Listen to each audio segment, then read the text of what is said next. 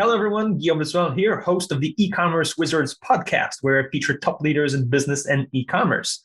Today's guest is Burc Tanir from Prisync. He's the CEO and co-founder. Today, we'll be talking about pricing for e-commerce. We all know how pricing is critical. If the price is too high, obviously, we fear losing sales. If the price is too low, it will make a business to be not profitable. And so how do you strike that balance? And can you afford to raise prices, or can you afford not to? And if the competitors are dropping prices on something, should you price match, especially for e-commerce? So all kind of questions that we'll be talking about today.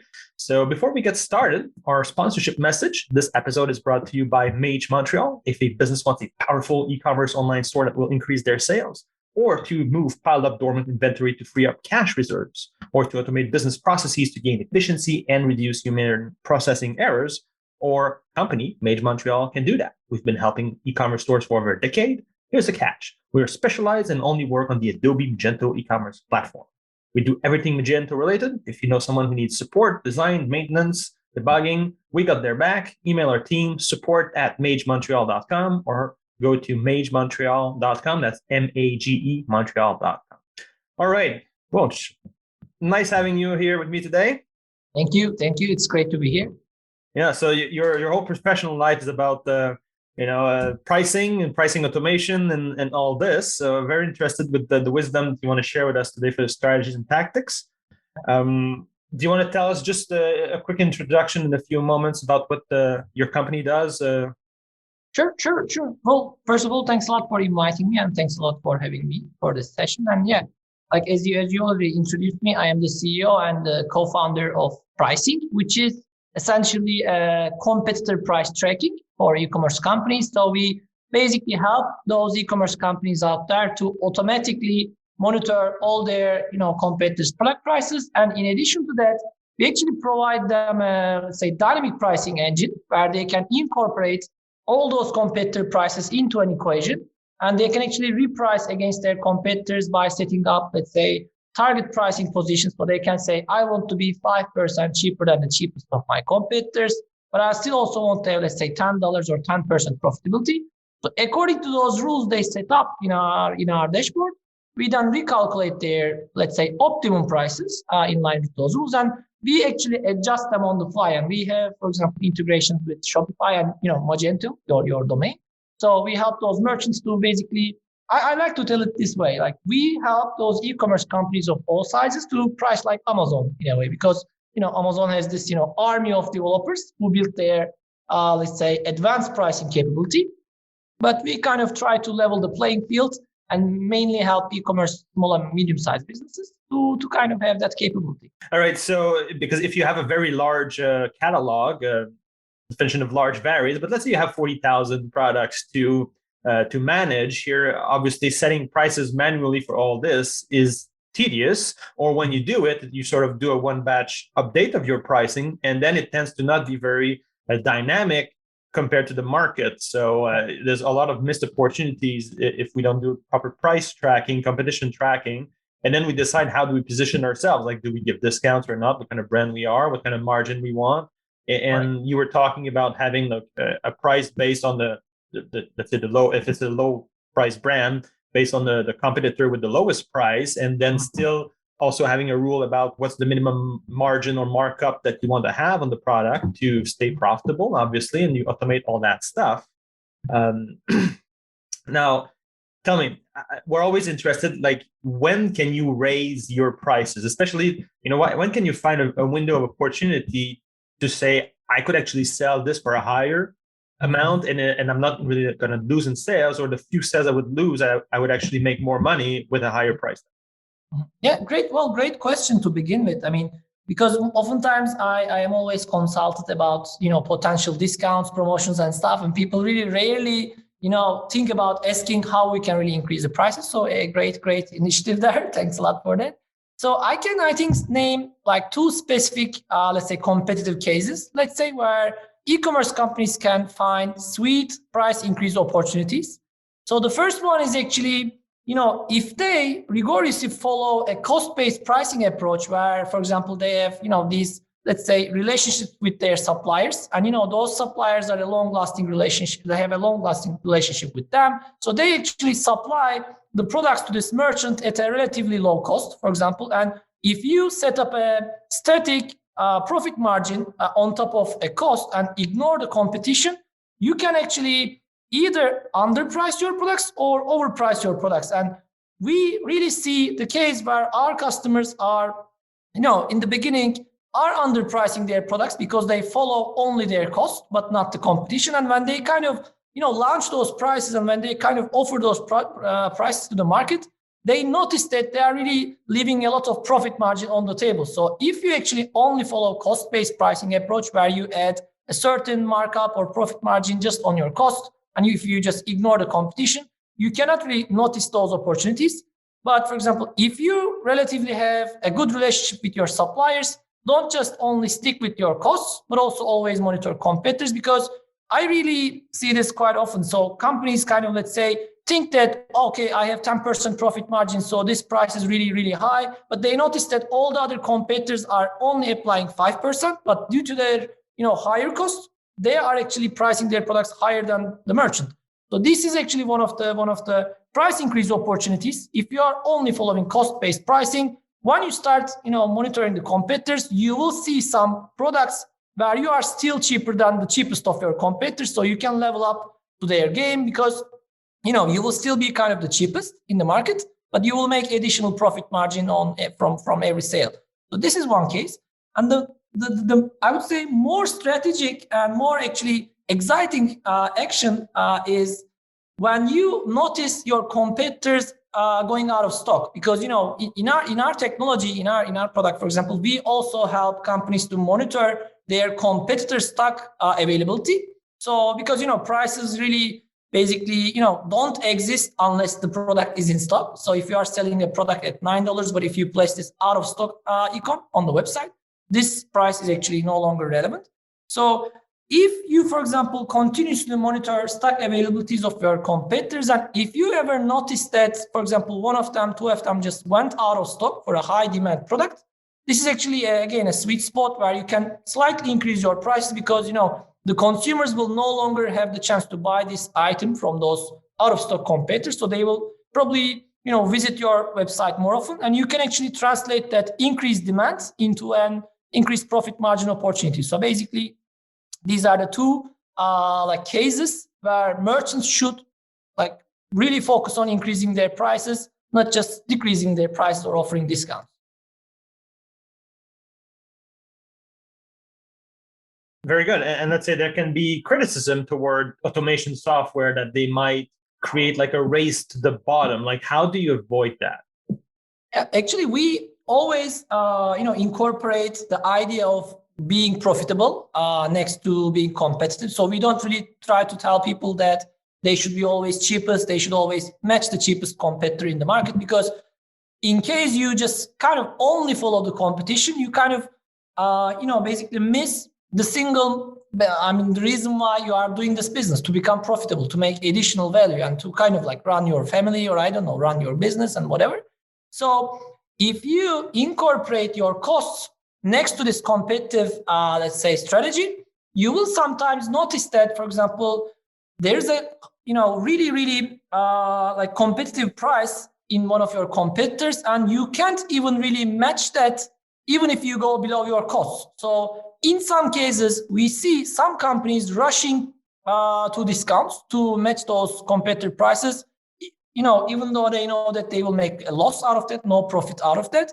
So in such cases, when I actually, follow the merchant who doesn't really, discount their products, but instead focus on the cost, they really get results out of that. What I mean is that if you ever see a competitor selling a product below your cost, that should actually signal you that your purchase price for that item is really higher than the market. So this should actually bring you down to your cost structure and essentially your supply relationship for that particular product and actually, for that particular brand.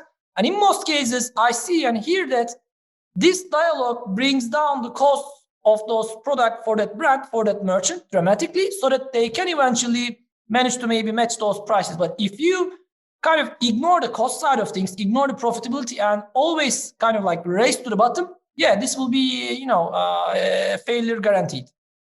Right. We certainly don't want that. And let's say, what would be your recommendation to a merchant? Let's take an example.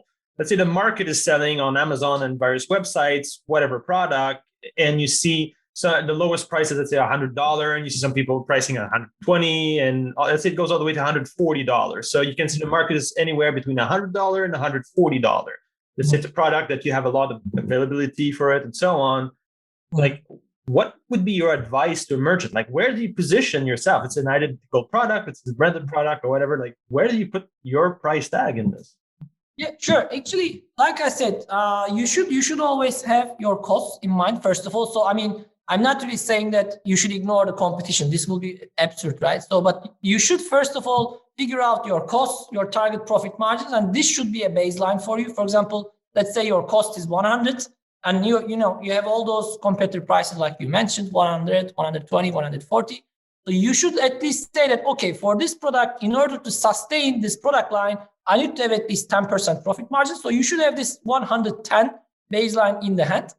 And then you should actually really try to handpick the competitors of which you're kind of like competing against. I mean, e-commerce companies shouldn't only take Amazon as their competitor. Maybe they should never do that. I don't know. But they should actually focus on competitors who are also attracting the same customer audience. For example, you can maybe typically find a Lego toy in the market across, 100 merchants, more than 100 merchants. But basically, price competition makes sense for the products which are also, let's say, searched more on search engines like Google, Amazon, rather than actually products where shoppers are directly visiting your website and directly actually buying the product from your site. So you should actually basically initially decide on the competitors, against you will actually reprice your products. So this actually brings us down to comparison engines. So we really recommend companies to focus on, for example, comparison engines like Google Shopping, for example. This is actually a primary strategy, because if you are doing Google Shopping campaigns, your main competitors are actually not those major brands out there, but the companies that are actually pricing their products alongside your products on Google Shopping. So this actually brings us down to maybe like 20%, 25% of the market. So that you shouldn't maybe take the competitors which are out of Google Shopping into consideration while you are repricing your products. But if you are really doubling down on Google Shopping, you should focus on that segment, for example. And also, even though I am basically the founder of a competitor price tracking company, I must admit that, competitor price is just one part of the, pricing, let's say, optimization process. So this is literally one bit of things. So the other part, like I said, is cost. So you should have a cost-based approach. Competition is one thing, but the other part where we are not really doing much about is that pricing elasticity. So you should actually also try to figure out whether discounts are really impacting your sales volume for particular product groups, brands, categories. Because, in some cases, no one will really care about your 5%, 10% discount, because, they will buy the product from you at that price level before the discount, regardless of the discount. So you should also measure what we call price elasticity of demand, so that if you, for example, if you are dealing with high elasticity products, you should also, focus more on competitor prices. But if the price elasticity is less for a certain category of products, you should honestly care less about competitor prices. Again, that example here where the product is priced on the market anywhere between $100 and $140. You gave as your example that your price is 100 and you want to make at least 10%, so you sell at 110. Let's imagine you have a better cost than this. Your cost is lower, it's let's say 90. You're already at 100, making your famous 10% there. So your percentage is already covered from a cost plus approach here. Now, what would be your recommendation to the merchant? Would it be to say well, I've already met my cost plus approach and I'm meeting the lowest price. I'm not driving a race to the bottom. The cheapest is 100. So I'm going to also sell at 100 because I'm making my margins there. Or would you tell them well, try a little higher, try to grab a little more, because what if you can actually sell at 110 and then you will double your profit margin? So like, where would you tell the merchant to go in that range between 100 and 140 if at 100 you already are making your percentage?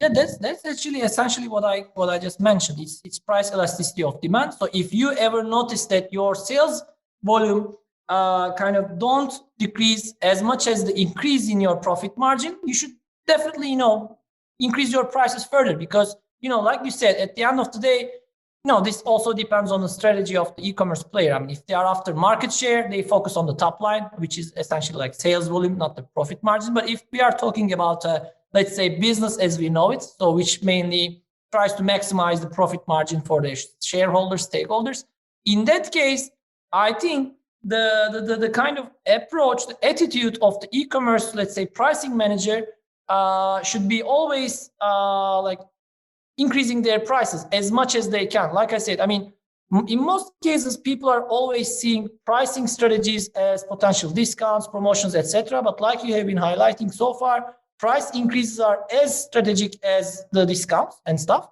And in that case, I think, it obviously depends on the, let's say, resources of the company. I mean, if we are talking about a small business, they cannot obviously like develop a sophisticated AI-based, price elasticity calculator. But, even with, I don't know, a retrospective study, they can maybe price one product at 110 for a month, for a week, for a day, whatever you have, and then price the product 120 in the other day. I'm considering that these 2 days will have a similar demand in the market and so on. And then they can basically measure how many products, how many units they have sold for these two different price points. And if the actually result is like you said, I mean, if they have sold, I mean, more than the half of the price at 110, it translates into more profit margin. So this is actually a very basic method to calculate the price elasticity of demand for a product.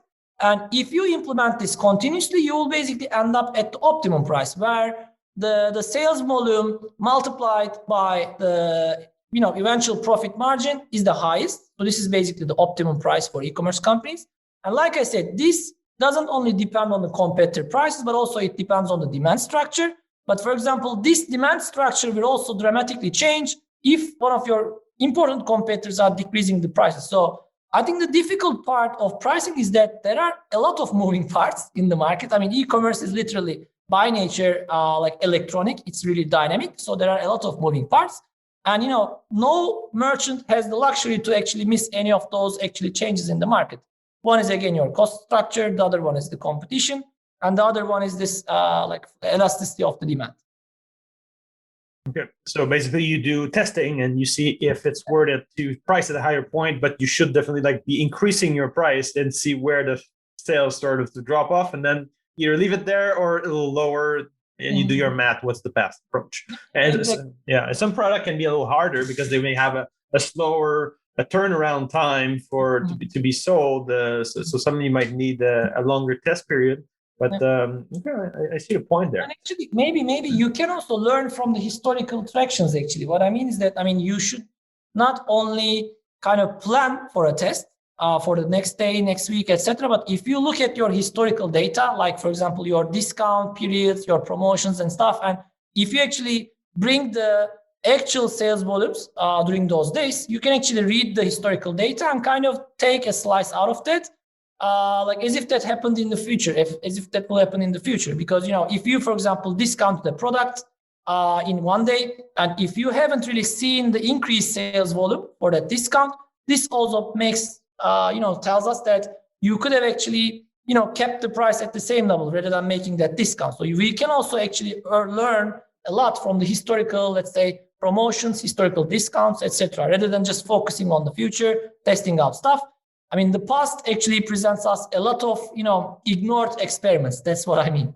Right. And you're bringing up a good point here that maybe if there was not an additional amount of sales, even with a discount, you could have kept your price higher. And it could also mean that there are other sections of the business to analyze, like is the shipping cost too high, or are there some bugs in the checkout or whatever? Like, why aren't more people buying if you give a discount? That is something to look into for other outside of the pricing aspect. But let's say if we go back to price, like what about like flash sales? Like, how do you track that? How do you decide what's a good idea? And again, you want to avoid that race to the bottom. People understand flash sales temporary, or let's say your competitor does a flash sale. How do you react to that? Yeah, I mean, like to respond to the last bit, I mean, how to react to that is basically, requiring your capability of being able to react to that, right? So you should, again, I'm not really trying to market our technology or whatsoever, but you should really have this capability of seeing what's going in the market so that at least you can decide on acting or not acting. So rather than just actually not knowing what's going on, you can actually at least see what's going on and actually say, okay, I'm not going to match this price. I'm not going to, match that competitor. At least this should be a voluntary decision rather than just actually missed out fact. And in case of actually flash sales, the interesting part, I mean, maybe this can be relevant for that as well. But I mean, again, if you look at the historical prices of your competitors, I mean, if you are, let's say, monitoring the prices, so if you have a historical log of them, the pattern in that data actually can actually tell you when your competitors will apply flash sales, flash discounts on a particular product, on a particular product category or brand. So actually, instead of really just being notified about this flash sales just happening at the competitor, you can in some way predict, for example, your competitor X will again make this Saturday morning discount for this particular brand X, because they have been doing this repeatedly in the last few weeks. So you can, instead of just reacting right after they started to do marketing around it, you can actually, let's say, be more proactive and maybe do something on Friday evening. This really happens a lot with our customers, so I really like this. I really like to tell this as well. So you can simply steal the show. So because, those guys will go to the discount on Saturday morning, they will send out, let's say, email blast to their audience that they will make this like flash sales, dramatic discounts and stuff. But if you actually be more proactive and apply your potentially reactive discounts before this flash sales happening at the competitor, literally you can steal the show. Okay, so you're taking the sales that they would have had, let's say, on the weekend, and you do a Friday sale or something like that. Okay, so all the prospects were actively looking. You hope to get them before their flash sale. Okay, that's an interesting tactic from this one. And what about like minimum advertising prices? Like a lot of brands will have that as a requirement. You might see another brand or another vendor that's not necessarily respecting this. Like how do you handle that in general to be sure the competition is fair? Yeah, absolutely. So this actually brings us to the, let's say, online pricing strategies of brands, actually, not necessarily just the merchants, but those brands manufacturing or distributing the products are also actually trying to get maximum out of this game, right? So they're also after decent profit margins. So they actually also need to have a certain brand consistency across multiple e-commerce channels. And again, pricing is just one bit of this consistency. So if you're a brand, for example, and if you actually just distribute your products at various costs to your merchants, and if you see that your products are sold at really high variant, let's say, price points. For example, in one store you have your product listed for $90. In the other one, it's like $180, for example. So this is definitely not a consistent brand image. So this is actually also the reason why brands also need this online pricing monitoring capability. So, I mean, they are not really pricing their products. They are not really doing any dynamic pricing or something, but they require this information as an insight and also to make sure that they manage those prices consistently. So this can translate into an action where this brand might need to have a chat with this actually merchant who is actually undercutting the competitors in a harsh way, because this also can be noticed by the brand without even using the monitoring capability. Because I also hear this story quite often from merchants and from brands where a merchant is notifying the brand about this undercutting competitor in day one, because they are also monitoring the market. Let's say you have merchant A, you have merchant B, and you have brand X. So merchant A is obeying the minimum advertised price and merchant B is not doing that.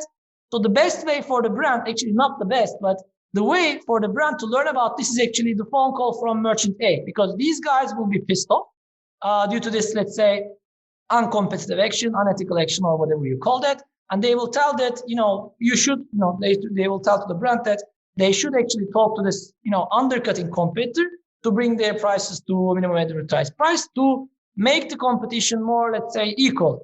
So in order to avoid these type of, let's say, conversations with their merchants, brands also definitely need some online pricing capability where they will actually monitor the market against their recommended prices. I mean, they will not take any dynamic pricing actions like merchants because they are not really managing those prices themselves, but they need them.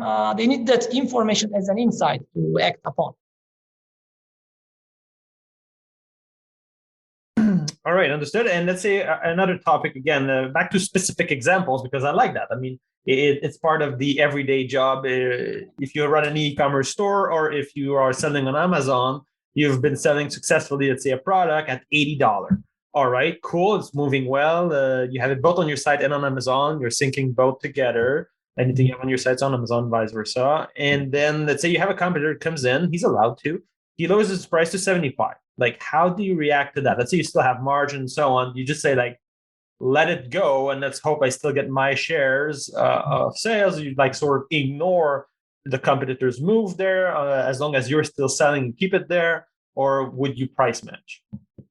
Well, again, this totally depends on the strategy of this merchant. I mean, if they are definitely after the market share, if they really want to retain that existing consumer base, not just the profit margin, yeah, I mean, they shouldn't really lose that customers to that competitor slashing down the price, and they should actually price match. But if they are actually in the long game, let's say if they don't really, I mean, nobody can say that I don't care about market shares, I'm only interested in profit. But let's say they are more inclined towards caring about their profit margins. Yeah, they shouldn't really care about that, maybe a temporary price change in the market, because this is also one thing. I mean, you cannot really change your prices too often because of those, maybe 1 day, 2 day sales. So you can maybe keep your prices at the same level not to actually disturb your shoppers as well. Because, if somebody buys the product from you at 80 and the other day they see it 75, this is not the best feeling out of the world. So yeah, it really depends. Again, I mean, this is basically the essence of competitive pricing. I mean, if you are really interested in improving your top line, competitive pricing is actually the best way to go, because like I said, consumers are appealed by those competitive pricing because more than 60% of shoppers, I would say, state that prices are the single most criteria. They pick the merchant that they would shop from. So with that dramatic 60% information, I mean, no one can really ignore the competitor prices. But this is basically for driving the sales volume, driving the demand. I mean, this doesn't really have much to do with the profit margins. But if they are interested in improving or maybe maintaining their profit margins, yeah, they should actually keep their price at the same level. They should be okay with some lost sales to that competitor, which slashed their prices on that day.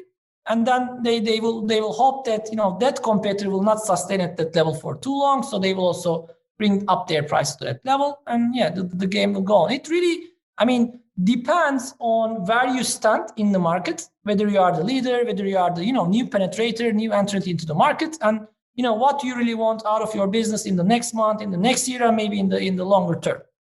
Right, and it's very important to keep in mind something we've touched on a little bit before, that your net profit at the end of all this will be quite different, and sometimes just a little increase in the price can double, triple, quadruple your net profit. Because again, let's say you're a merchant running at 20% profit or something like that.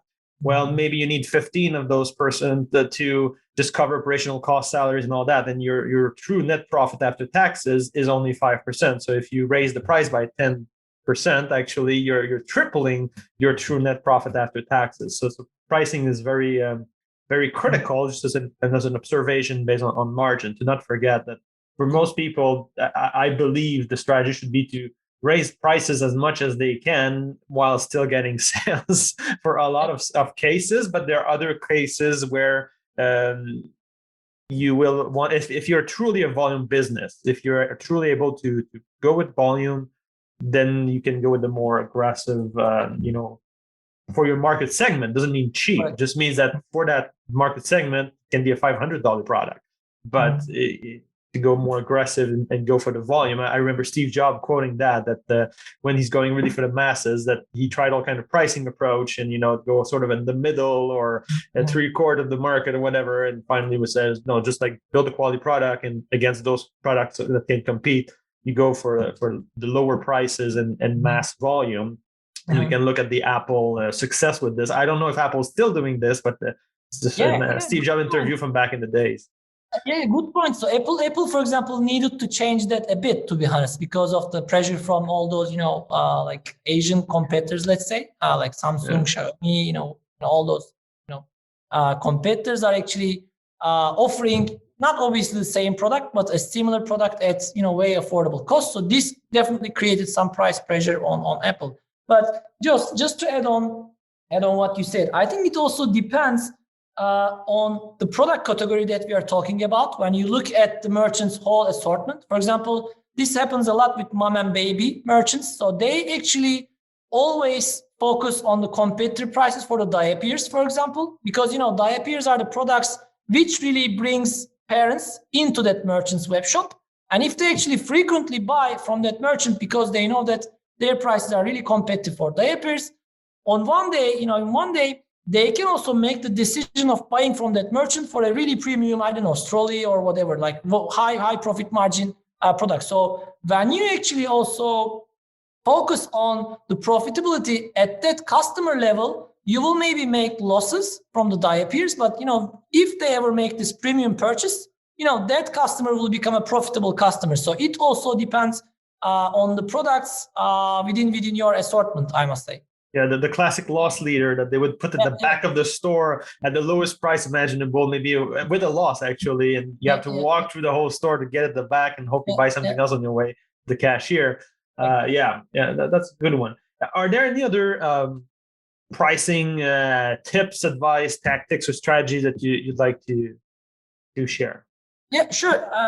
Like I said, like I have been emphasizing, so a more general tip for e-commerce companies is that, pricing is an important fact, but obviously it's not everything, like you have highlighted before. I mean, pricing can signal some issues if you are actually not growing as fast as you want, if you are not really improving your sales, but there can be also always other problems in your customer journey. So, they should regard pricing as one part of the equation. And if we break this down, companies should also consider competitor prices as one part of this pricing optimization journey. So they shouldn't only rigorously follow competitor price and always price match, but they should, like I said, keep in mind their costs, and they should always remind themselves that they are in the business for making profits, at least in the long term.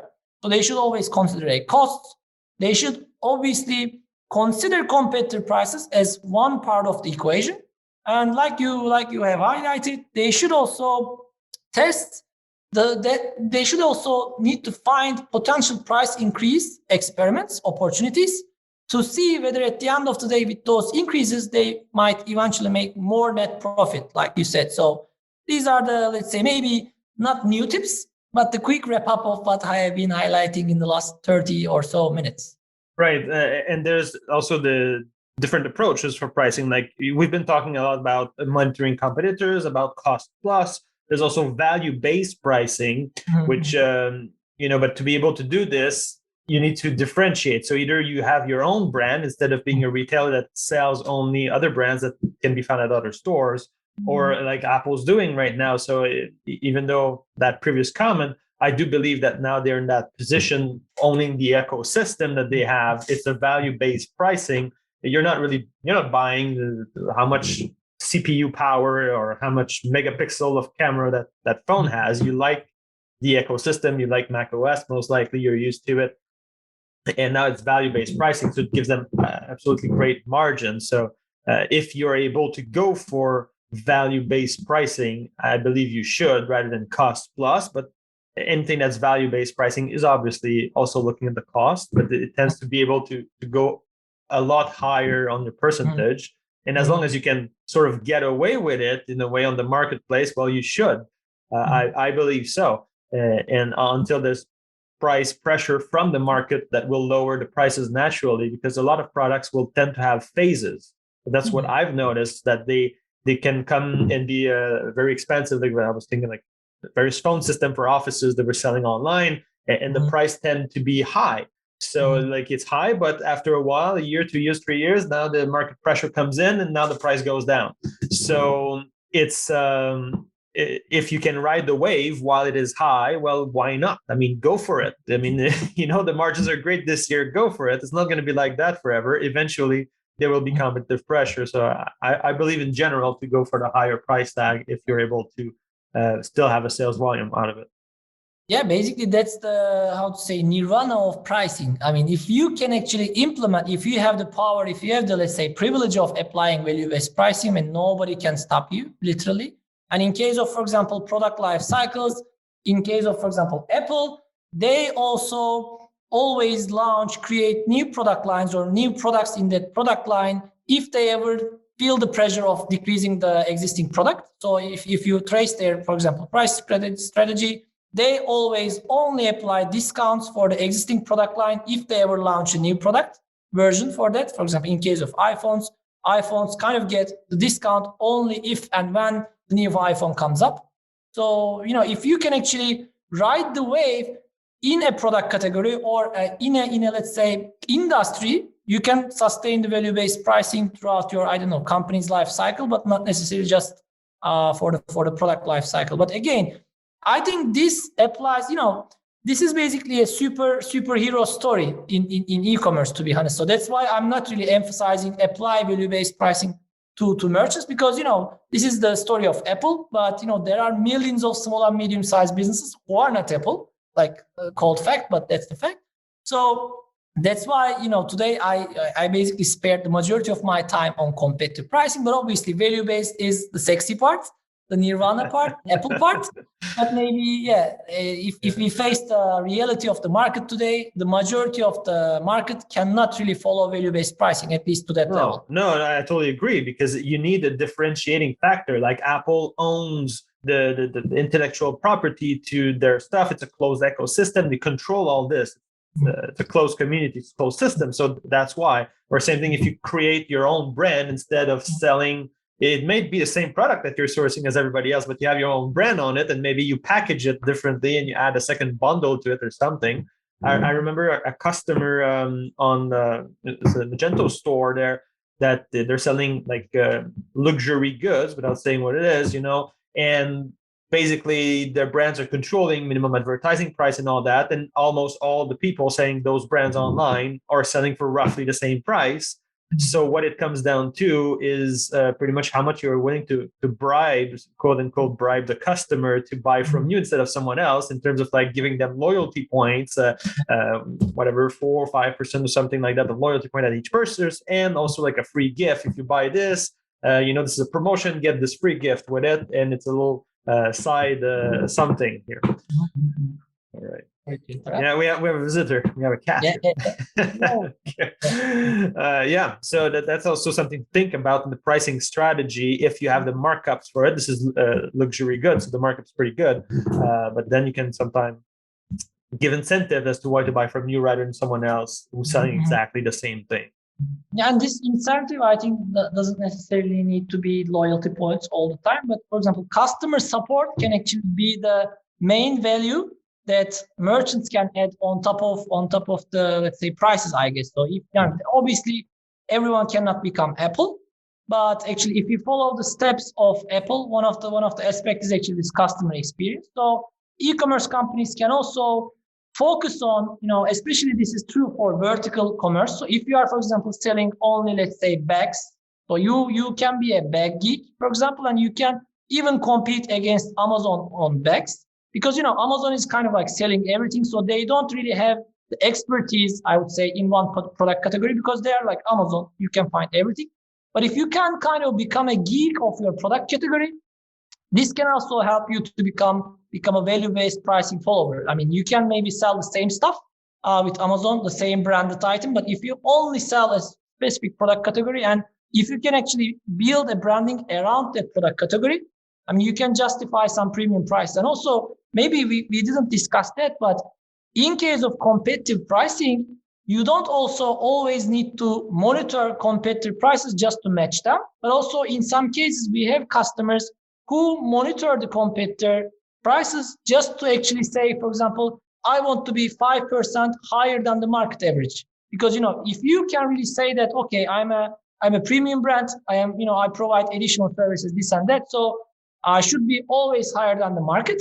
But in order to say that in a, let's say, scientific way or with some basis, you should also need to see the competitive prices. I mean, this doesn't necessarily mean that you will always match them, but you can actually at least make a meaningful premium on top of the market. So this is also one of the cases we encounter.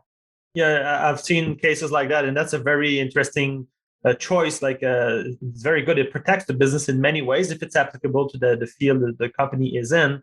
They were selling engineering equipment, but it's also for a lot of people there. But there are Amazon boutiques also selling that stuff and so on.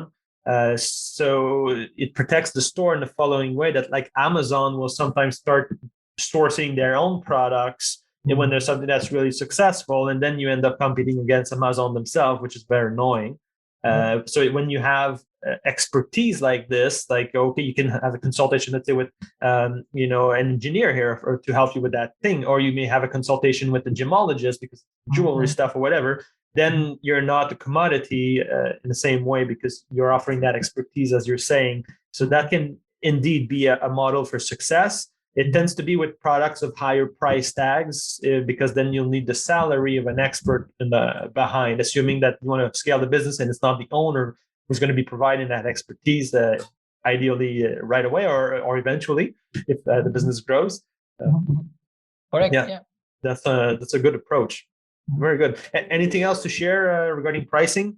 Well, not really. Like I said in the beginning, many thanks for having me. It was nice to chat with you, and I hope the audience will also enjoy whatever we have discussed. Yeah, thanks for being here. I think we've covered fairly well the topic. All right. Yeah. Thank you. A lot.